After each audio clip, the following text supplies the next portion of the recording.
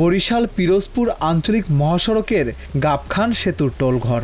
ঘড়িতে তখন দুপুর 1টা বেজে 30 মিনিট। টোল দিতে লাইনে একটি ট্রাক, মাইক্রোবাস আর দুটো অটোরিকশা। 1 মিনিট পরেই পেছনে খানিকটা দূর থেকে ছুটে আসে সিমেন্ট বোঝাই ট্রাক। কিছু বুঝে ওঠার আগেই দ্রুত গতিতে প্রথমে ধাক্কা দেয় পেছনের অটোরিকশাকে। সেটি দুমড়ে মুচড়ে যেতে না যেতেই ট্রাকের চাপায় পড়ে সামনের অটোরিকশাও। এরপরেই সামনের প্রাইভেট কারটিকেও সজোরে আঘাত করে ট্রাকটি।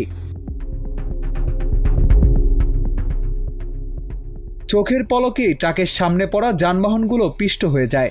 এ সময় আতঙ্কে এদিক ওদিকেও ছুটতে দেখা যায় একজন প্রত্যক্ষদর্শীকে।